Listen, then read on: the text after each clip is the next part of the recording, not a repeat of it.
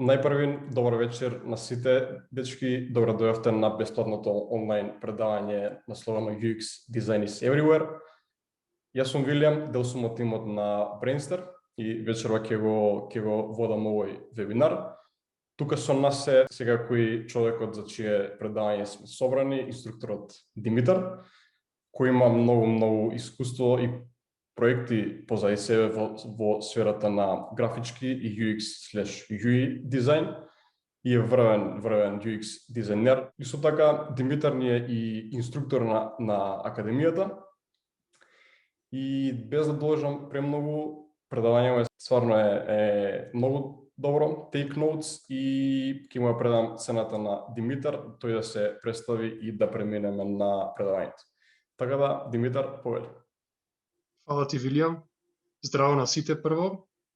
Јас сум Димитар Тутковски, графички UI UX дизајнер со долгогодишно искуство во оваа сфера.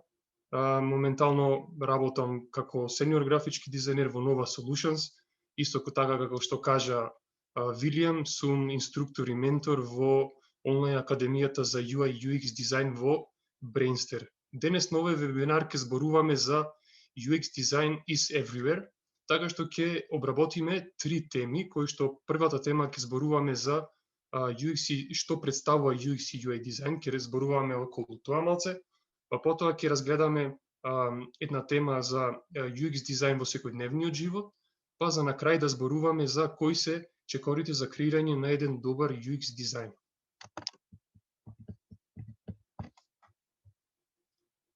Првата тема, запознавање со UX и UI дизајн. Се повеќе расте заинтересираноста за дизајн, особено заинтересираноста за UI и UX дизајн.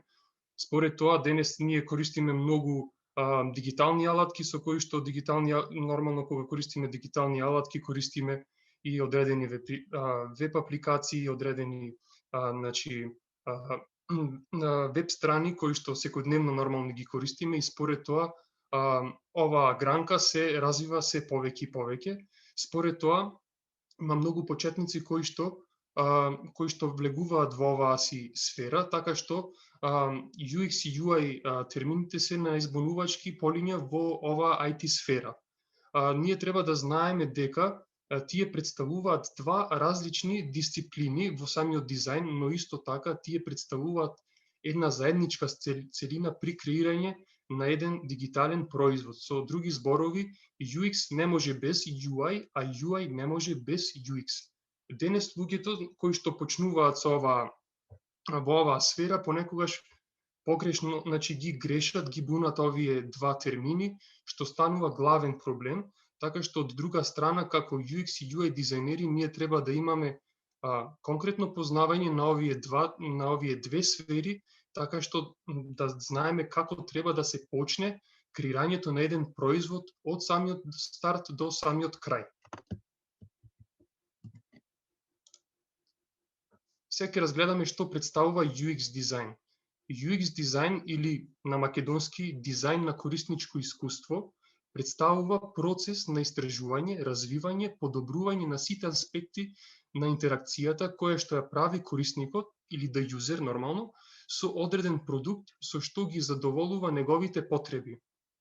Со други зборови, UX дизајнот е тука да направи едно добро корисничко и емоционално искуство при користење од страна на самиот корисник. Ако производот го нема тоа, тогаш корисникот ќе има проблем да го користи истиот, така што брзо ќе го заборави или нема да се задржи многу време на него. Според тоа, UX дизајнот вклучува дисциплини за да може да го креира тој производ, како што се информацијска архитектура, одредени видови на анализи, корисничко истражување, креирање сценарија и прототипи, употребливост, дизајн на интеракција и многу друго. Друга страна пак, што представува UI дизајн. Дизајн на кориснички интерфейс, познат како UI или User Interface Design, представува визуелен изглед на продуктот каде што дизајнерите одлучуваат како визуелно ќе го креираат истиот за да се постигне ефект на корисничко искуство. За овој дел дизајнерите треба вистина да имаат добри вештини за да направат добар изглед на самата на самиот IT производ, така што со изгледот ќе може да привлечат повеќе корисници. Според тоа му ја даваме шанса да преку самиот изглед му ја даваме првата шанса на корисниците да дојдат до пристап со нашиот производ. Според тоа визуелноста е многу битна да биде добро креирана. Елементите на UI вклучуваат содржини како што се, например, документи, текст, слики, видео, форми, а форми се копчиња, тагови, текст полиња, чекбокс полиња, дроп-даун менија и исто така, значи, нормално како посебна дисциплина графичкиот дизајн. Тука можеме да видиме дека сите елементи во UI дизајнот се вклучени, е вклучена самата визуализација. Сега, што е разликата помеѓу UX и UI дизајн? UX и UI дизајнот секогаш се преклопуваат во самиот процес на креирање, според тоа затоа даваат збунетост при луѓето кои што за прв пат се среќаваат со овие два термини. Со други зборови, UI е како работите изгледаат, а UX е како работите функционираат, едноставно. Доброто корисничко искуство започнува секогаш со UX, проследено од UI. Значи, кога креираме еден производ, никогаш не може да почнеме обратно, пример, креирање со UI, па потоа UX. Значи, секогаш се почнува со UX, а завршуваме со UI дизајн. Така што, од овде можеме ние да воочиме дека најочигледната разлика помеѓу овие два термини UX и UI дизајн е во нивната различна улога. Според тоа ќе разгледаме некои разлики кои што се јавуваат, пример, кај дизајнерите, UX дизајнер и UX дизајнер. Различен фокус. Кога се креираат прототипи од страна на UX дизајнери и UI дизајнери, тие имаат тотално различна примена. Имено, кога треба да имаме состанок со самиот клиент и е потребно да му го покажеме дизајнот на самата апликација или веб страна која што ја креираме, потребно е да го прикажеме дизајнот на UI дизајнерот. Според тоа, дизајнот на UI дизајнерот ги има сите оние крајни изгледи на самата платформа, апликација или веб страна.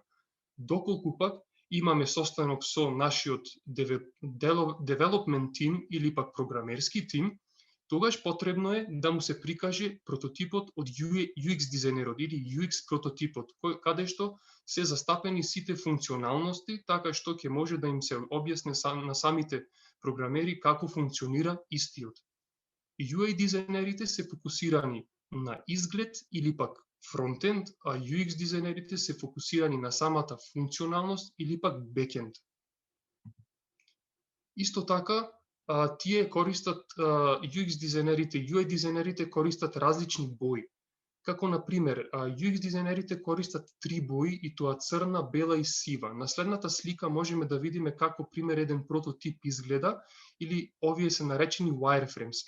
Тука можеме да видиме дека на самите wireframe се поставени сите елементи кои што нормално една апликација треба да ги има, но на нив не гледаме никакви бои, не гледаме никаква одредена типографија или не гледаме никаква одредена интеракција. Според тоа, UX дизајнерот го прави самиот скелет на апликацијата. Значи, UX дизајнерите само ќе го постават копчето на правилното место и, пример, ќе напишат дескрипција што би требало да прави тоа копче. Од друга страна пак, UI дизајнерите креираат прототипи во боја.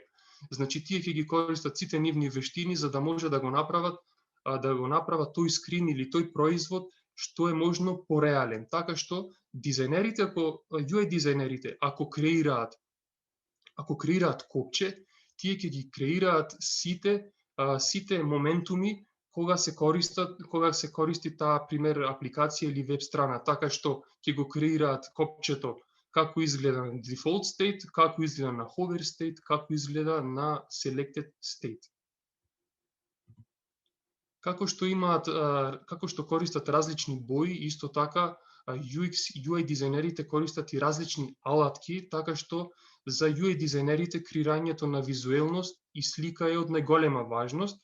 Според тоа, тие тие и тоа го прават, значи креираат визуелност. За креирање на визуелност или креирање на прототипи, од овој аспект, UI дизајнерите користат на апликации или програми како што се Sketch, InVision, Figma и Adobe XD. Сите овие програми овозможуваат креирање на прототипи за веб страни и прототипи за мобилни апликации и слично. Исто така, при креирање на истите потребно е да имаат познавање од Adobe Photoshop и Adobe Illustrator, така што со Adobe Photoshop се прави манипулација на слики, а со Illustrator се прави креирање на одредени векторски елементи, како што се, например, иконки на веб страните и на апликациите. Од друга страна, UX дизајнерите ги фаворизираат алатките за истражување на анализа и жичани модели, wireframes, а такви програми се Miro, Balsamiq, Assure и Mockups. Сега, како UX и UI функционираат заедно? Не постои нешто каде што UI дизајн е поважен од UX дизајн или обратно. Значи, тие одат заедно во една целина при креирање на еден производ. Занемарувањето на UX нема да ни помогне во креирање на добро корисничко искуство, со што корисникот нема да се задржи многу долго на нашата апликација или веб страна. Од друга страна, ако не се аплицира UI, добар UI нема да ни помогне нашата веб страна да биде привлечна, така што корисниците на прво нема да ја користат. Тоа е исто споредбено како кога купуваме некоја добра торта, а уствари таа има лош вкус. Кога овие два аспекти се во целост задоволени, ќе добиеме загарантиран успех, така што ќе креираме производ кој што навистина нуди добро корисничко искуство, емоционално искуство и кај самиот корисник буди емоционалноста при самиот изглед.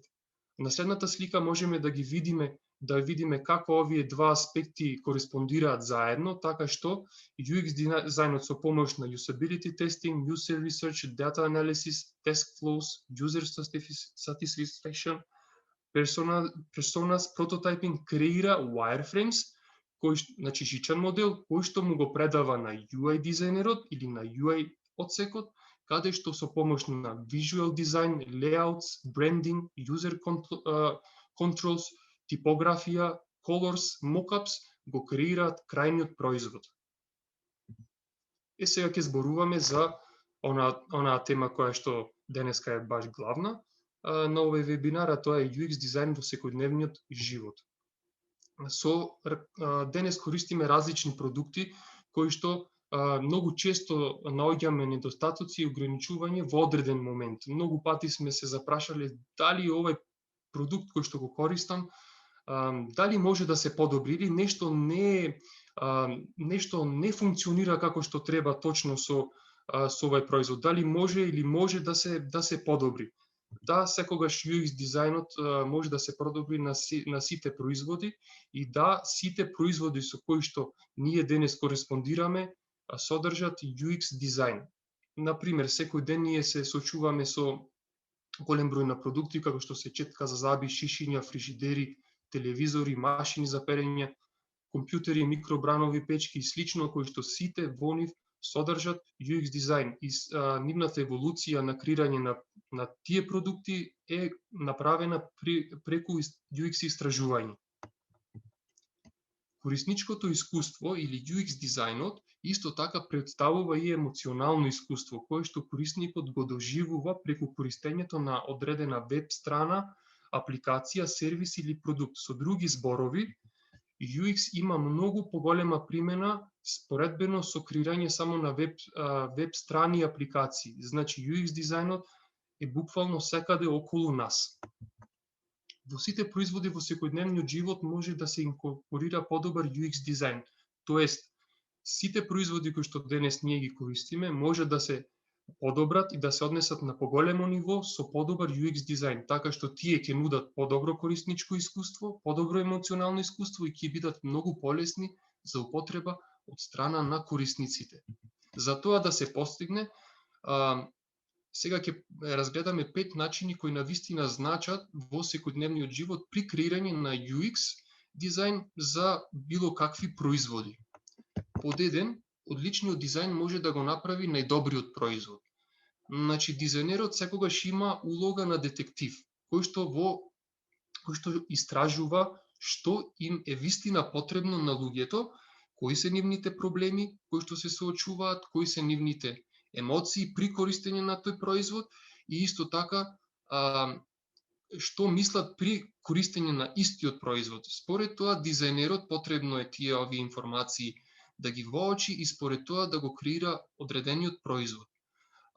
Методот на компаниите за нега и хигиена дава одличен пример за тоа, така што тие креирале своја амбалажа која што одговара на потребите и желбите на самиот корисник. На следната слика можеме да видиме дека сите овие производи од страна на хигиена и нега имаат некоја си форма, заоблена форма и нежна форма која што при користење со рака би седела многу добро при користење со рака. И исто така од страна на сега на UI аспект имаат секогаш користат некои си свежи слики, некои свежи апликации кои што го потврдуваат само користењето на истото.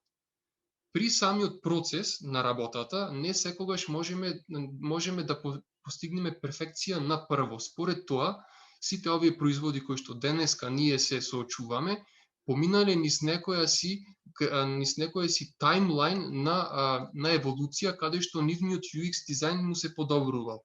Според тоа, како дизајнери, потребно е да поседуваме вештини и искуства за да се остане секогаш агилен и креативен при самиот процес на креација, без разлика тоа дали ќе треба да биде да се креира, да се редизајнира некој производ еднаш, 2 пати, 3 пати, па дури 100 пати. Дизајнот е неприметлив се додека има некој недостаток. Сите сме дошле до реализација кога, например, користиме некој производ, не ги заприметуваме неговите проблеми, се додека доаѓаме до интеракција со самиот производ, како, например, вратите кои што чукаат при отворање на самиот зид, или пак вратите кои што имаат многу големи отвори во јавните тоалети, кои што дури може да се видат и нозете на другиот од другата страна, кои што вистина е неудобно. Сите овие продукти кои што сме се соочиле и сме имале одредена интерација, ние сме заприметиле дека тие не се нешто добро креирани, тие не функционираат нешто добро. Секогаш кога се зборува за лош UX дизајн, не може да се занемари фактот за вратата на Норман. Пред да кажеме нешто повеќе за вратата на Норман, треба да кажеме нормално кој е Доналд Норман. Уствари, Доналд Норман е научник за когнитивно однесување на луѓето. Уствари, тој го проучувал начинот како луѓето ги користат одредени елементи и како луѓето се однесуваат според одредени елементи. Тој во 90-тите години им се придружил на Apple како нивен User Experience Architect, така што ја носи за прв пат титулата UX дизајнер. Исто така Доналд Норман го дефинирал називот User Experience Design, така што се опфатил се она што е UX. Исто така во 1988 година ја издава и својата книга со наслов The Design of Everyday Thinking, која што до ден денес представува главен постулат за UX дизајн. Сега да погледнеме што представува врата на Норман. Врата на Норман, впрочем, е секоја врата која што е збунувачки и тешка за користење. Ние многу пати сме се соочиле со врати кои што ни даваат лоши сигнали за да можеме да ги користиме истите. Например, кога една врата представува врата на Норман. Врата на Норман е секоја врата која што е тешка за користење, која што не збунува при самата интеракција на самата врата. Кога дизајнот на една врата е неуспешен. Ние сите се имаме најдено во таа иста ситуација кога некоја врата мислиме дека треба да ја повлечеме, но уствари треба да ја турнеме за да ја отвориме, или пак треба да ја да ја отвориме со помош на туркање, а уствари треба да се лизга од лево надесно. Сите овие сценарија кои што сме се нашле некогаш, тоа представува неуспех на тој дизајн, неуспех на тој UX дизајн. Кога еднаш ќе научиме како да откриваме врата на Норман, тоа правило ќе е главно да откриеме и други предмети кои што имаат добар или лош UX дизајн. Значи, треба да воочиме дека елементите кои што се поставени на одредени производи кои што ние имаме одредена интерација, ни даваат сигнали ние што треба да направиме. На следната слика можеме да видиме пример на одредени врати, каде што на првиот пример имаме само поставено една метална прачка, така што ни навестува дека ние немаме друг избор освен да ја турниме вратата за да можеме да ја отвориме. Или пак на средната слика имаме голема рачка која што ни навестува дека ние со тргање кон нас можеме да отвориме таа врата. Исто така на крајната слика можеме да воочиме дека оваа врата има кружна рачка која што треба да ја завртиме за да можеме да ја отклучиме, уствари да ја отвориме истата. Но при користење на некој си производ, ретко, но и често некој од нас ќе најде некој начин како да го употреби тој производ некако поинаку или креативно. Да, креативноста е добра, но употребливоста победува секој пат. Ние веднаш, кога ќе дојдеме до интеракција со некој производ, треба да знаеме што точно да направиме. Значи, кога имаме некој производ кој што треба да го користиме и ние се запрашаме што треба да правиме со него, тогаш нешто не е во ред со тој производ, тоест не е добро креиран, неговиот UX дизајн е лош. Копчињата, рачките, бравите, плочите и шините ни даваат навестување како да ги користиме одредените производи, во овај случај вратата. Овие, значи, исто така тие представуваат навестување. Овие навестувања кои што се дадени од одредена форма и одредена позиција се нарекуваат достапност. На следната слика ќе разгледаме три производи кои што имаат уникатен и перфектен UX дизајн. Зошто? Например, рачката на врата нема друг начин да се користи освен да се посегне со раката и да се сврти на неа за да може да се отвори или пак да се турне надолу нормално. На втората слика можеме да видиме волан кој што нормално сите знаеме дека мора да се зграбчи со двете раце и може да се врти само од лево кон десно според неговата замислена оска. Тој нема друг начин како да се користи. И исто така ножичките, тие се така дизајнирани, така имаат таква форма и такви отвори кои што ни сигнализираат дека треба да ги користиме прстите на нашата рака за да можеме да ги користиме истите да сечеме нешто. Тоест, овие три производи имаат извонреден UX дизајн. Извонредниот UX дизајн треба да биде дел од секој производ за да даде добра интуитивност при користење на истиот. Често сме се нашли исто така во ситуација да се запрашаме кога користиме некој таков погрешно креиран производ, дали било нормално вината до нас, дали нешто ние не сме направиле како што треба, дали ние не знаеме како треба да пристапиме до еден производ. Да знаете дека само обвинувањето е главен показател за лош UX дизајн. Значи, кога ќе се само обвиниме во тој момент, треба да знаеме дека дизајнот е лош, не е причината во нас, туку е причината во тој одреден продукт кој што е креиран погрешно. Како знаеме кога нешто е лошо дизајнирано? Па нормално, кога имаме тешкоти при користење на истото, друг начин нема.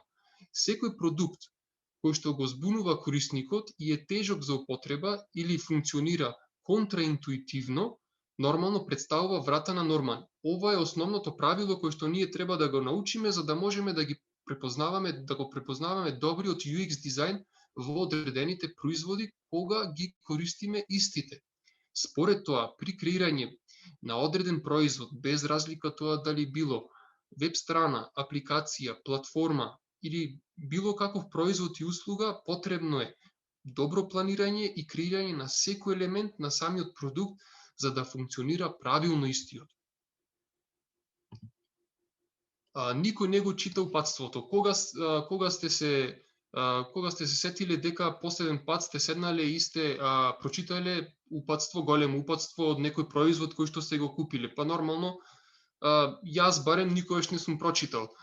Особено новите производи кои што ги купуваме, особено дигиталните производи како што се на пример мобилните телефони, особено при првиот пристап кон нив, ние знаеме отприлика како нив да ги користиме. Тие се така направени да не ни треба упатство за нив.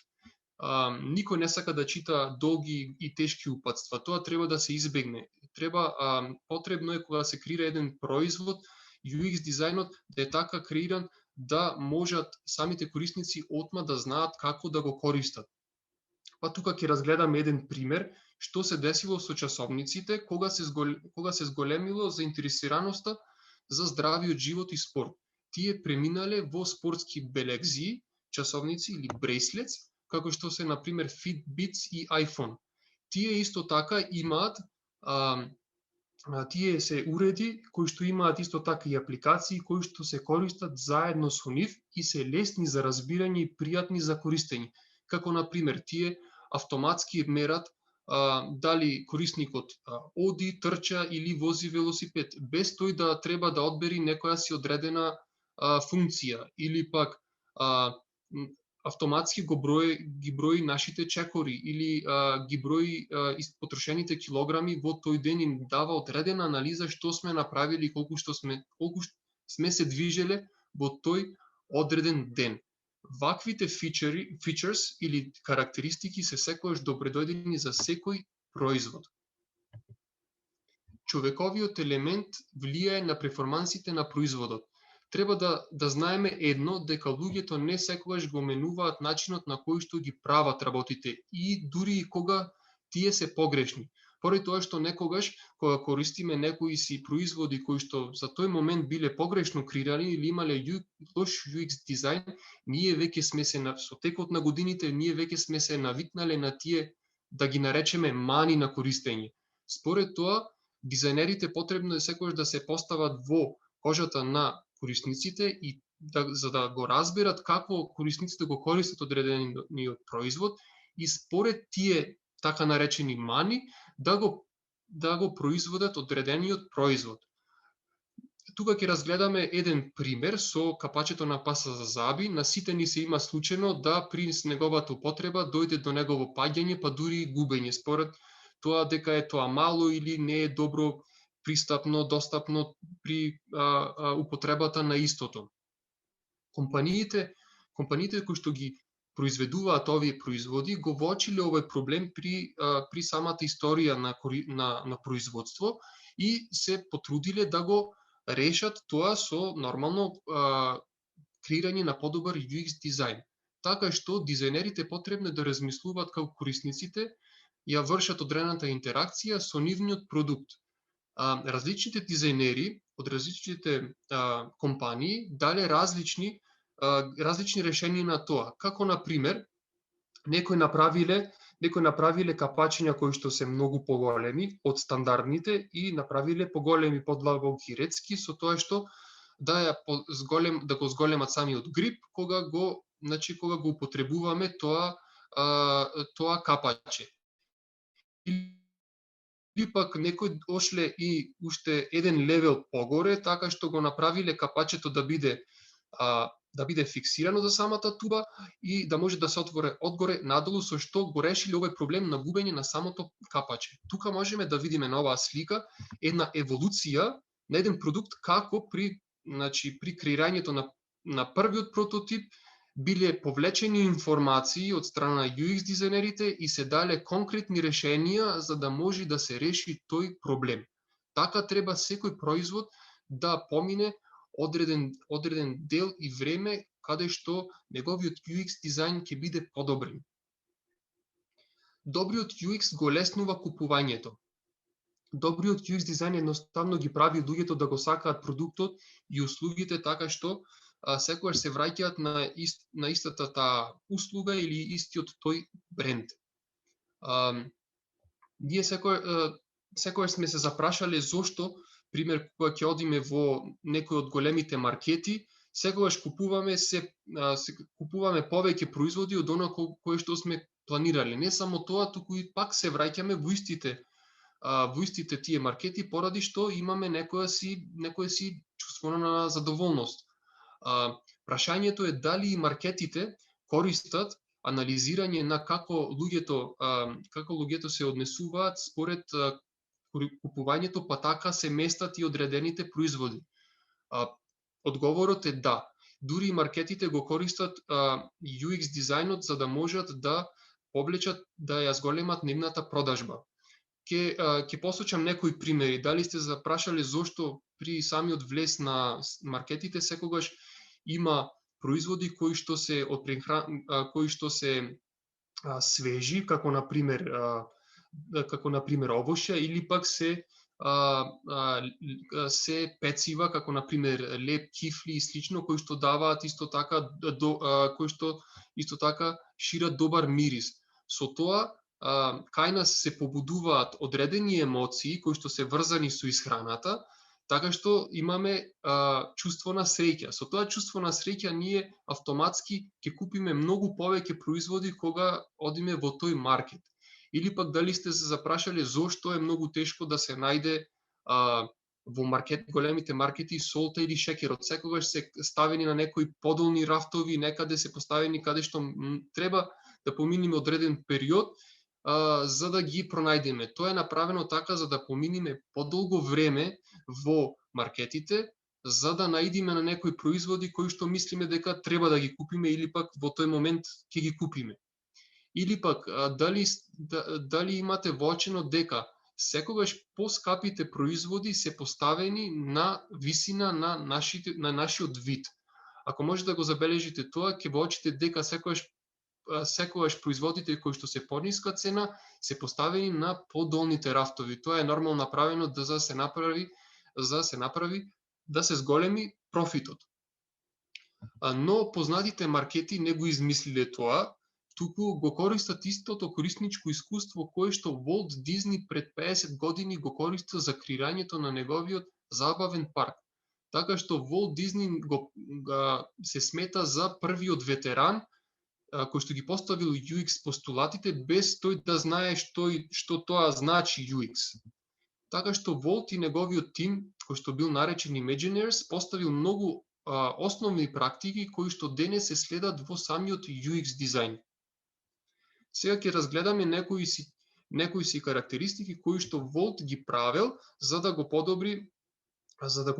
подобри корисничкото искуство на неговите забавни паркови. Креирајте специјални моменти. Дизни и неговиот тим биле фокусирани кон креирање на уникатно искуство. Искуство кое што сите посетители можеле да го доживеат токму само во овој забавен парк. Тој воочил дека луѓето ги помнат повеќе лошите моменти. Но овозможувањето на среќни моменти кои што се репетитивни и многу брзо се повторуваат довело до тоа да тие посетители секогаш се враќаат повторно назад. Секогаш подобрувајте ги работите. Волт Дизни никогаш не бил задоволен од она како се направени работите и секогаш барал се повеќе и секогаш го притискал својот тим да даде се од себе. Тоа не значело дека треба да се направат или да се додадат повеќе работи во забавниот парк, да се изградат повеќе елементи, како што правеле некои други компании. Не, тоа значило дека треба да се направи доброто искуство да биде уште подобро, тоест емоциите, среќните емоции или моменти кои што ги доживуваат самите корисници да биде уште подобро. Дајте им на корисниците опции. Дизни не направил само еден парк, туку во тој еден парк направил 4 различни паркови кои што имале различни теми и различни доживувања. Што направил со тоа? Тој им дал на посетителите можност да го поминат својот ден во еден од парковите кои што го сакаат или пак да ги посетат сите 4 во исто време. Со тоа ја зголемил неговата целна група така што привлекол многу поголема маса на луѓе, маса на посетители. Ова идеја денес се користи нормално и во дигиталните платформи кои што ги креираме.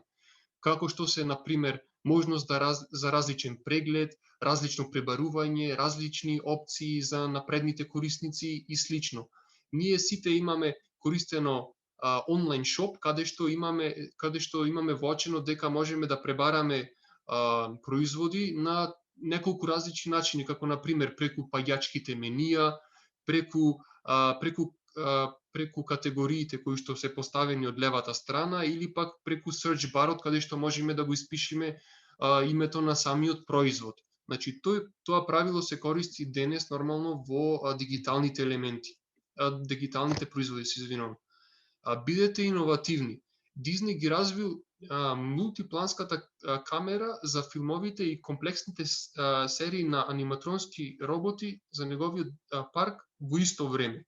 Тој можел да оди кон побезметна варијанта и да рече да се насочи само кон еден пат на една креација, на тој не го направил тоа и денес ние имаме бенефит во двете сфери, UX дизајн и исто така во филмската индустрија. Според тоа, секогаш иновативноста при креирање на еден UX дизајн е добре дојдена. Користете информации за да ги направите нештата подобри. Дизни често ги следел матриците на движење и информациите добиени од профитот во неговиот парк за да ги подобри работите во истиот. Како например, ако се заприметило дека се чека дека посетителите чекаат многу долго кај еден од тобоганите, тој го редизајнирал целиот тој простор така што додавал повеќе тобогани, правил простор за да можат посетителите да чекаат, така што го правил тој момент го правил многу поудобен. Или пак ако во еден од неговите паркови се потрошил пример сладолетот, цел сладолет во следната недела, тој овозможувал другата недела да има дупло поќе производи за да не дојде до тоа. Значи, секогаш ги подобрувал работите со помош на одредени информации и анализи. Тој бил еден од првите што ги следел аналитичките информации за да ги подобри неговите деловни одлуки. Како Дизни, денеска нормално UX дизајнерите тоа истото го прават, ги користат аналитичките податоци за да го подобрат нивното разбирање за самиот корисник. Тестирај, подобри, тестирај. Дизни ги праќал пријателите и фамилијата на тест возење, бесплатни тест возења на некои нови иновации кои што ќе ги креирал во неговиот парк. Со тоа, од прва рака можел да добие повратни информации какво искуство добиле тие посетители, со тоа што можел да подобри некои елементи при нормално пуштање на тие нови иновации во неговиот парк. Истото денес го прават UX дизајнерите креирајќи usability testing и хеуристични анализи, со тоа што се прават одредени тестови на одредени испитаници, така што се добиваат конкретни информации како корисниците на целната група би реагирале при користење на самиот производ. Со тоа нормално добиваме информации кои што можеме да ги искористиме за да го подобриме истиот. Сега ќе ги разгледаме кои се потребните чекори за креирање на UX дизајн. За креирање на добар UX дизајн потребно е да се спроведат неколку чекори и тоа: собирање на потребните информации, спроведување одредени анализи, истражување на целната група или креирање на user персона, креирање на иерархија, sitemap, дизајн на прототип, wireframes. Собирање на потребните информации. Нормално, за да почнеме процес на еден UX дизајн, потребни ни се одредени информации. Од каде ќе ги добиеме тие одредени информации? Нормално тие информации се добиваат од инвеститорите со кои што соработуваме, од клиентите или пак од надлежниот project менаџер кој што нормално во нашиот тим работи. За да се добијат потребните информации, потребно е да се спроведат интервјуа. Интервјуата, од друга страна, потребно е добро да се испланира одредени сценарија каде што се креираат, каде што треба да ние да креираме прашања со кои што ќе извлечеме одредени информации. Ние во онлайн академијата UA UX Design ги правиме сите овие сценарија каде што нашите студенти исто така имаат искуство од прва рака да направат интервјуа со вистински клиенти и да го доживеат баш тоа искуство како треба да се направи едно професионално интервју. Исто така кога ќе ги добиеме овие информации, потребно е тие да се зачуваат и запишат. Зачувањето се прави на неколку начини. Тоа може да биде да се запише нормално во Word или на лист, или пак да биде снимено како аудио снимка или пак видео снимка. По два, спроведување на одредени анализи. Нормално, првичните информации кои што ги добиваме од нашите клиенти, тие се информации кои што ги добиваме за да имаме некоја си слика, одредена слика за производот кој што треба да го креираме. Но одредените анализи кои што треба да се направат ни ги даваат информациите од надворешниот свет за тоа како ние треба да го креираме нашиот производ според целната група. Анализи се прават повеќе, но овие се некои важни кои што треба да ги спомнеме. Компетитивна анализа или competitive analysis, со помош на компетитивната анализа, ние правиме истражување на конкурентите на пазарот, со што ние воочуваме што имаат тие заедничко и каде можат тие да бидат подобрени. Ние во онлайн академијата правиме со нашите студенти одредени вежби каде што со одредени матрици ние ги извлекуваме овие информации и ги пополнуваме тие наречени дупки или гепс за да го направиме нашиот производ подобар. Брейнсторминг од друга страна представува нормално гласно размислување или размислување во тим каде што се генерираат голем број на идеи. Од тие голем број на идеи ние нормално треба да ги извлечеме само најдобрите, така што ќе можеме да ги искористиме за креирање нормално на нашиот производ. Давање на приоритет на одредени карактеристики или features priority е многу важна анализа, каде што генерираните идеи за карактеристиките на производот потребно е да одлучиме кои ќе бидат застапени. Значи, ние не можеме сите генерирани идеи да бидат застапени во нашиот производ. Тоа е невозможно. Но, како ние ќе одлучиме која карактеристика ќе биде точна или правилна за да биде инкорпорирана во нашиот производ?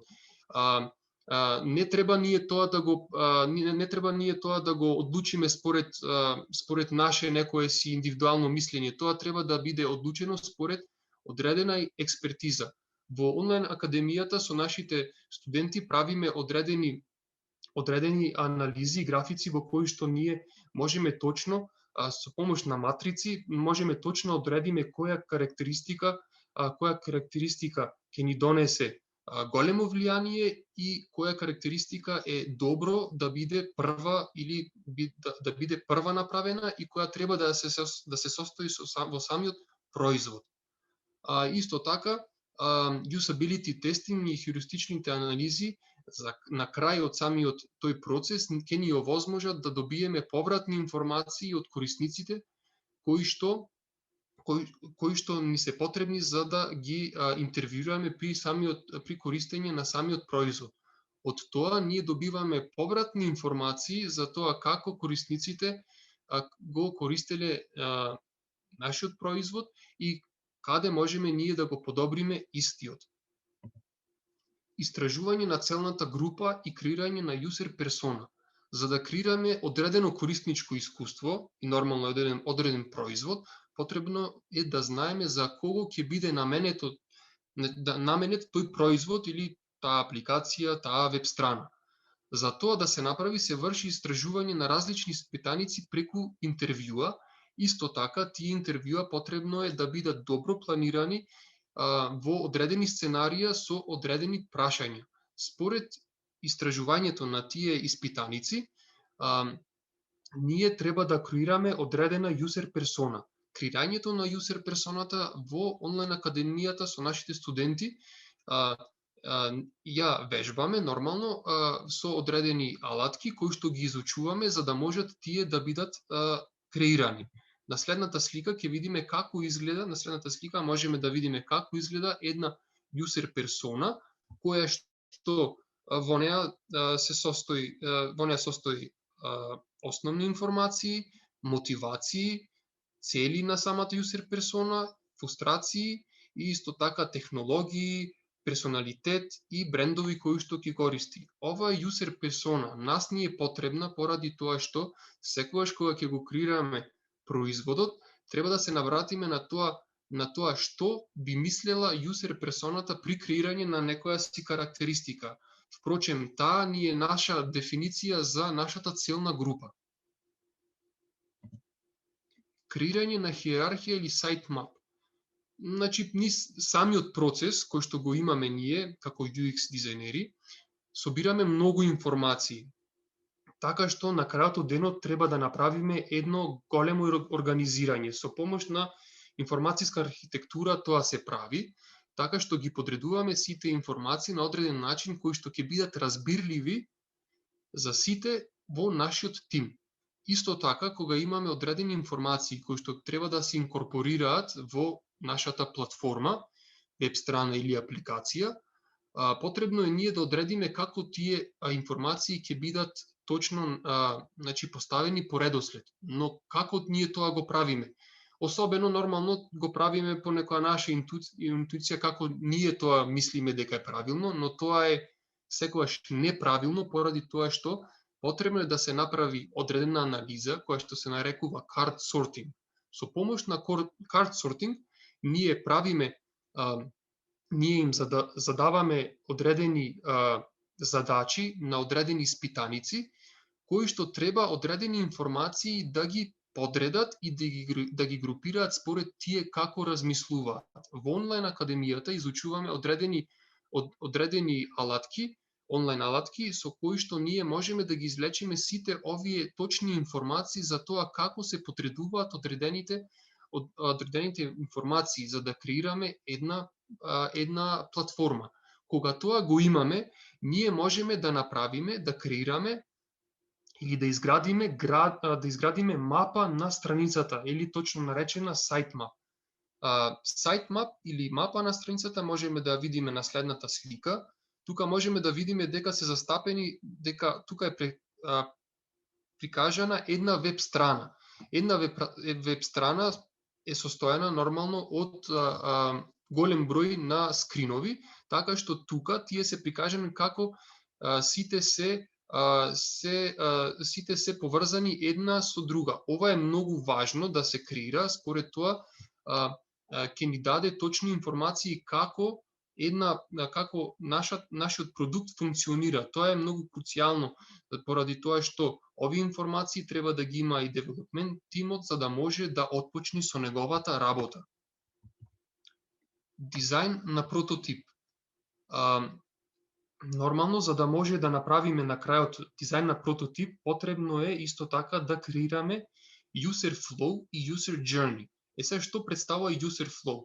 За дефинирање на точните одлуки кои што корисникот може да ги направи, се креира така наречен user flow. На следната слика можеме да видиме што е точно user flow. User flow уствари е нешто слично како sitemap, значи тука се прикажани одредените скринови, но исто така се прикажани неговите одлуки, decisions и неговите акции, значи неговата акција како тој ќе одлучи да нормално да направи нешто при самиот чекор. Секој user flow има entry point и исто така има close point. Со тоа ние можеме да видиме точно кои сценарија се јавуваат при извршување на некој фичер од страна на нашиот замислен корисник. Исто така, за креирање на прототип потребно да направиме исто така и user journey. User journey е нешто слично како user flow, но во самиот user journey, тоа е ова на следната слика, ние треба да ги земеме во предвид мотивациите на самата user персона, која што сме креирале претходно, неговите позитивни очекувања, неговите негативни очекувања, левелот на сатисфакција и нормално што би ни препорачала таа на крајот од денот. Со тоа ние можеме да воочиме како осеќа една персона при користење на нашата апликација, со што можеме да ги извлечеме правилните информации за тоа каде треба да го подобриме нашиот продукт. Сите овие flows ние во нашата академија ги изучуваме како точно треба да се направат и како и што на крајот од денот треба да правиме ние со тие информации. И исто така на крајот од денот со сите овие добиени информации ние треба да направиме прототип, уствари wireframes. Wireframes, како што зборувавме претходно, се прикажани тука на оваа слика, со што го креираме нашиот продукт без никаков вид на дизајн, туку креираме жичен модел, каде што ги поставуваме сите елементи кои што треба да бидат составени на истиот. Со тоа сме го завршиле самиот UX дизајн на самиот производ. Ви благодарам за вашето внимание.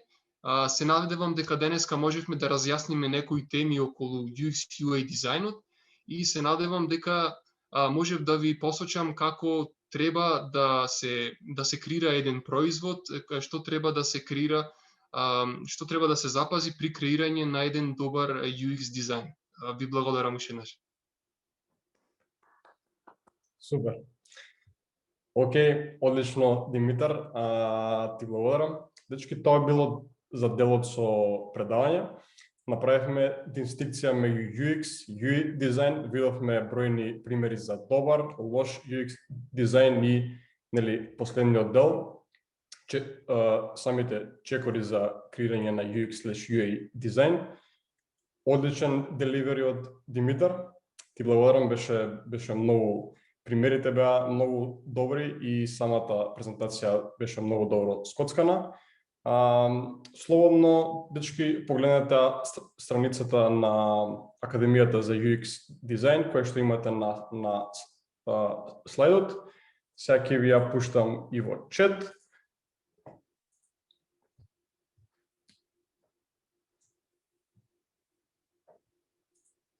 Само момент.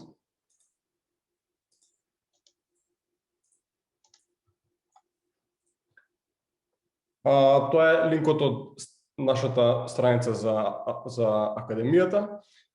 Разгледајте програмата, инструкторите, аплицирате за информативен разговор и може би направите го првиот чекор кон кариера во оваа професија. Се што поминавме денес се учи на Академијата степ бај степ, многу подлабински од ова и програмата реално не е постигната од било кога, исто и луѓето од кои ќе учите, тимот на инструктори, така да слободно видите ги на страницата. И за сите кои што се заинтересирани, аплицирате за информативен разговор со Александар Ѓурчевски, кој што е координаторот. И се надам дека со што поголем број од вас се гледаме на Академијата. Сега предлагам да преминеме на делот со Q&A. Сите прашања, сите белешки кои што ги фативте во текот на вебинарот може да ги поставите во четот. Ке имаме отприлика 15 минути за прашања и одговори. Останатите, ако има премногу прашања и не стигнеме да ги одговориме, ќе ви ги одговориме на мејл, така да ве поканувам да ги поставите прашањата во чет. Веќе имаме прво прашање од Љубомир. Добро, имаме полого прашање. Сметам дека интуитивно ми оди комуникација и разбирање на тимот и дека би бил лепакот меѓу луѓето. Веќе имам завршено Академија за front to backend development, имам основно познавање. Добро, тенденциите ми се повеќе кон UI, иако ме интересираше UX, но не знаев доволно, па кој е бил вашиот совет? Како во Македонија би се почнало од јуниорска позиција, со оглед на тоа што UX и UI, со оглед на тоа што UX позициите се поретки и се UI ориентат? Да, може да одговорам на ова? Да, може до тука и може после да му одговорим и надоле, па одиме на следните прашања. Да, тоа го имам воочено. За жал, секогаш кај нас се многу позасапени позициите како UI дизајнери, или иако нормално некои си од фирмите нудат UX UI позиции, тие се уствари UI позиции.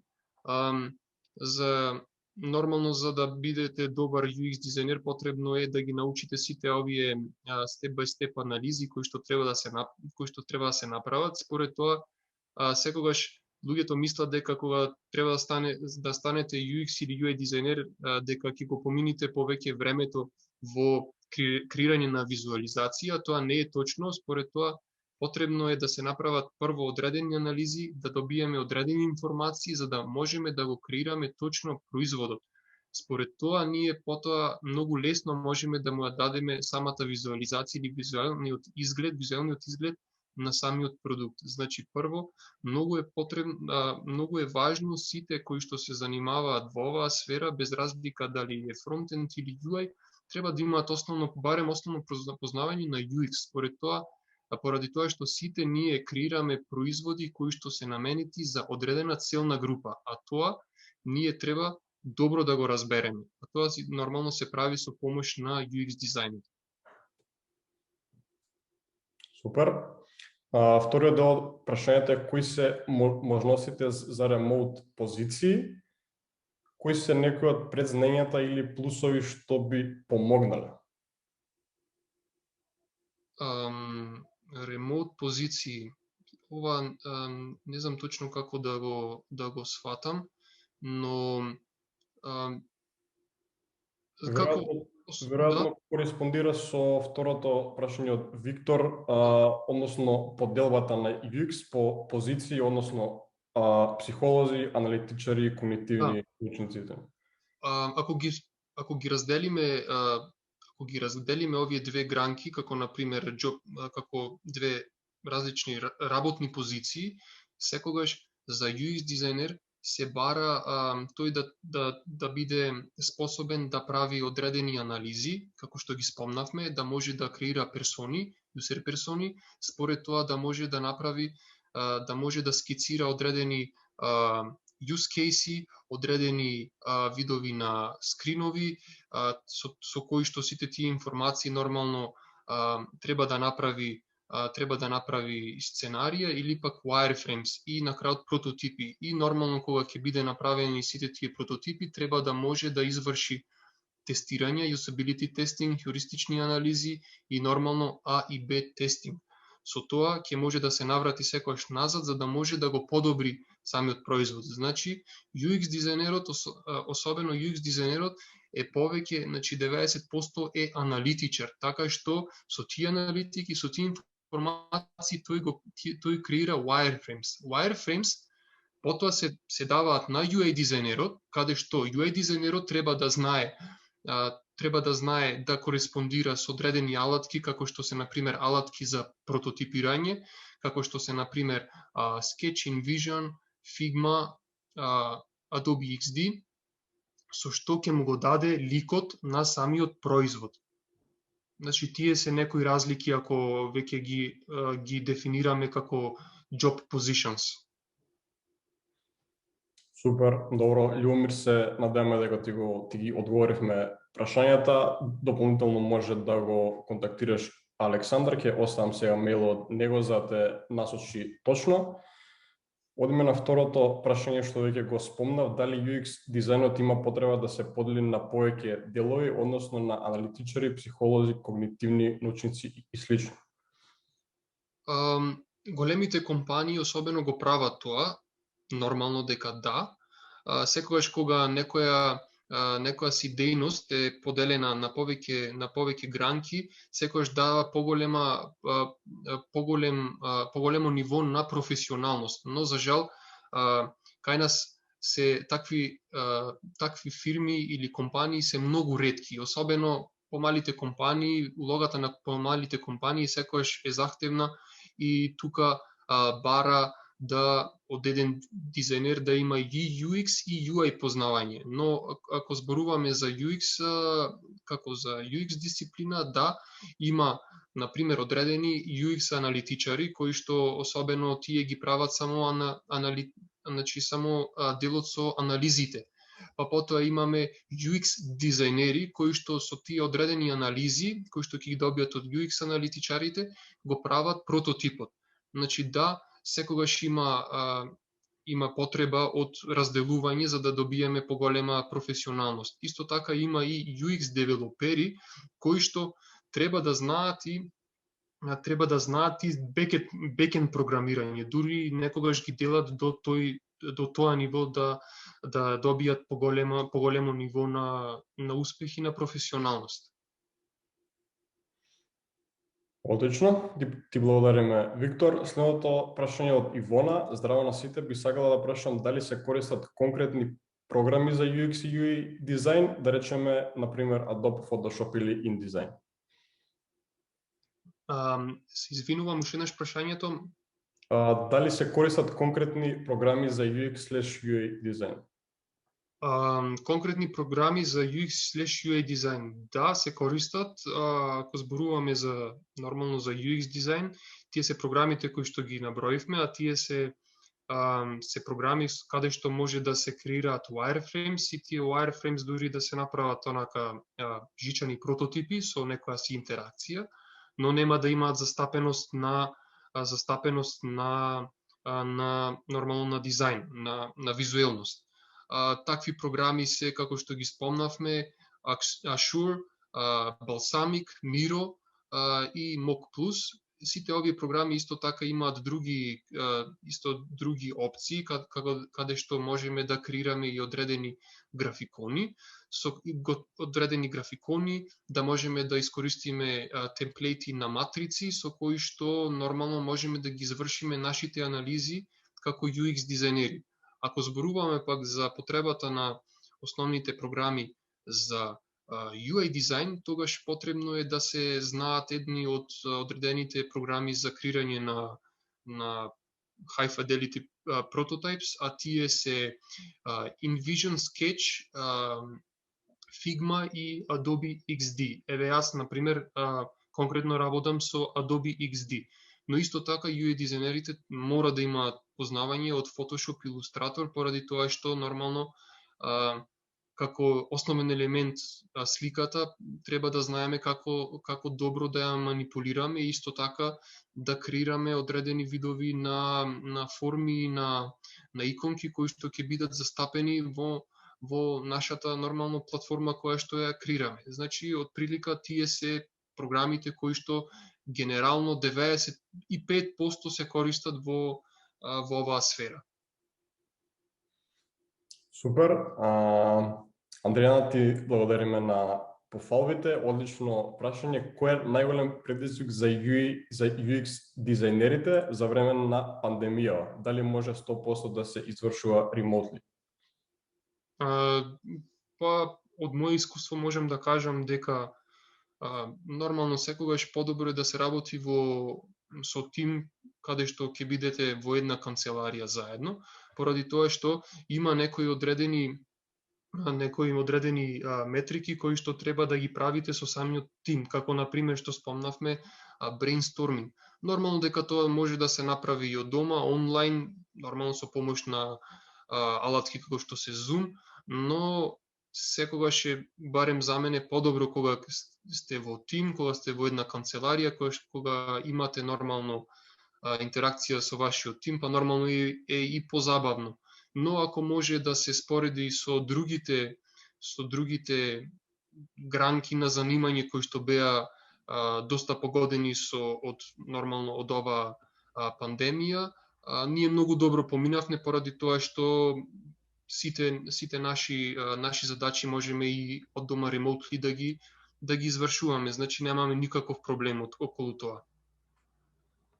Да, тука јас би го надополнил Димитар, бидејќи UX Академијата беше првата што само ремонт може да се учи, така да би напоменал дека ремонт позициите за UX и UI се неизбежни да може да се работат од дома. Секако Димитар, као што спомна, физички е секако подобро, зашто тука се колегите, но не би представувало проблем ремонт да се работи UX и UI. Одлично. Добро, ви благодарам. Следното прашање од Виктор, колку е важна анимацијата за добар UI? Анимацијата во UI дизајнот не е анимација, туку представува интеракција. Повеќе е интеракција која што се прави со одредените елементи. Таа е доста важна, но мислам дека како UX UI дизајнер не треба да се претера. Значи, со долгорочното искуство кое што сум го стекнал како дизајнер, секогаш правам дизајни кои што се минималистички, лесни за око, но исто така имаат некои одредени интеракции, некои одредени мали анимации кои што даваат кои што навестуваат дека нешто треба да се направи кога ќе имаме интеракција, аниматорска интеракција со тој елемент. Значи да, многу е битно да има анимација, но анимацијата е потребно да има одредена причина зашто ќе биде искористена. Ако нема причина, мислам дека само ќе го збуни додатно самиот корисник. Океј. Интересно прашање исто од Виктор, како би се одвивале UI/UX дизајните во наредниве 10 години? Како би се одвивале? Па, и ова вистина интересно прашање. Морам да се размислам. Наредните 10 години мислам дека ќе продолжат вака како што се. Секогаш ќе се наоѓаат некои нови начини за истражување од сферата на UX дизајнот. Нормално мислам дека тие се непроменливи поради тоа што тие анализи, еве како што спомнавме, самиот Walt Disney ги користел и денес ги користиме истите тие. Според тоа, тие некои анализи кои што се потребни за UX дизајнот, мислам дека не се променливи. Нормално секогаш би се дале некој плюс, но колку што знам и колку што сум се соочил, сите анализи кои што се користат во UX дизајнот се анализи кои што биле користени од многу гранки од претходните години нормално. А UI дизајнот од друга страна, ако можеме да го анализираме што би било за 10 години, тоа би било креирање на подобри платформи или усовршување на платформите кои што се користат за UI дизајн. Според тоа, јас како UX дизајнер нормално секогаш наоѓам одредени мани кога користам некоја си одредена платформа за да го креирам мојот дизајн, па според тоа нормално и тие платформи секогаш еволвираат и секогаш ги следат трендовите на самите корисници. Значи нормално и UX и UI дизајнот одат во рамките на самиот UX дизајн, така што се развиваат со текот на времето. Добро. Се надеваме дека ти го одговоривме прашањето. Виктор, ако има нешто дополнително, пиши ни во чат. Одиме на следното од Елена. Дали е потребно познавање на програмски јазици за да се работи на UX дизајн? Ова прашање доста често ми е поставено и од страна на студентите, морам да напоменам. Мислам дека е добродојдено познавање на програмски јазик, за да знаеме кои се границите при креирање на еден UI дизајн или пак при креирање на самата структура на UX дизајн.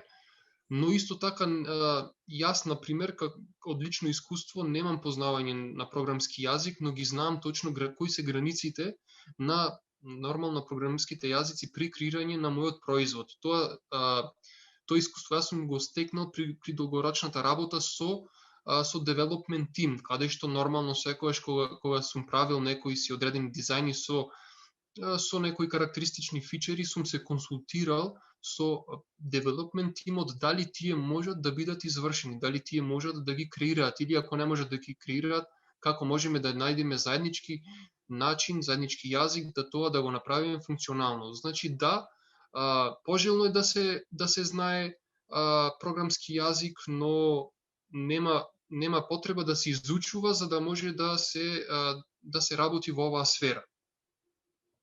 Океј. Тие основи се учат и на академијата во модулот за фронтенд, така да ќе го стегнат и тоа знаење. Мислам дека тоа ни е тоа од прашањата. Дечки, ако имате уште некој, пишувајте ја уште некоја минута за Q&A. Во меѓувреме ќе ви го оставам мејлот од Александар, координаторот на Академијата, така да за сите прашања поврзани со Академијата, обратете му се на него. Ево имаме прашање од Љубомир, може ли да се просперира само со UI дизајн во Македонија?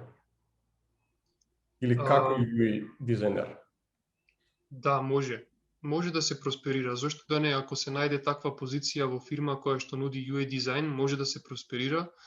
Мислам дека може би прашањето на Љубомир, мислам дека беше, дали е добро платено, мислам дека се солидно платени, некаде како и графичките дизајнери, мислам дека нивната плата се движи, така што да, се заработува добро. Нормално, исто така во секоја сфера, според нивото на сопствената стручност и толку и заработуваме. Тоа и секогаш е индивидуално, но генерално прашањето да, се живее добро од UI дизајн. Одлично. Уште едно прашање од Горијан, кои се најчесто поставувани прашања на интервју за работа за UI и UX? Окей. Ќе малце да се сетам сега, пошто нормално јас сум правил многу интервјуа во текот. Дали има некои специфични прашања настрана од оние што се генерално? Специфични прашања што секогаш на интервју имаме некој си темплейт по кој што сите одат. Нормално дека прво самата компанија се представува, зборува нешто за нив, па потоа нормално самиот тој што аплицира за работата нормално зборува за него и потоа се поставуваат одредени прашања. Прашањата се од контекстот, например, кој е твојот процес при креирање на еден производ, така што тој што аплицирал за оваа позиција потребно е да добро пред тоа да размисли како ќе го објасни тој процес. Значи, кои се неговите чекори за да може да креира еден UI дизајн. Тоа прашање сите го поставуваат. И мислам дека тоа е едно од најважните прашања. Според тоа, нормално ќе бидат чести прашања се какви алатки користите, но тоа веќе и во самото CV е поставено, така што ова прашање е често поставено. Значи, како го креираш ти твојот UI дизајн? И тука треба, значи, да се напоменат сите чекори за креирање на тој дизајн. Да, тука би го надополнил јас и Димитар. При крај на Академијата и на модулот се изучува, мислам, се споменува тоа за интервјуа, како се прават, како се поминува на интервјуата и секако низ тие часови се учат и тие техники. Одлично. Тие се некои моменти кои што ни прават програмата да биде топ ноч. Значи, сега имаме и предпрограма кај што се учи тоа што алатките што ги спомнавме, Photoshop, Illustrator, овие работи што се при крај на Академијата што ве подготвуваат за интервјуто. Така да, дечки, the best of the best. Мислам дека тоа со делот од Q&A.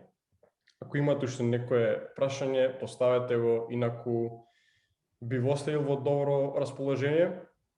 Мило ми е што имавме волку интеракција, волку прашања и се надам дека се гледаме на Академијата. Ако имаат нешто да додадат Александар, Димитар, инаку тоа е тоа, дечки.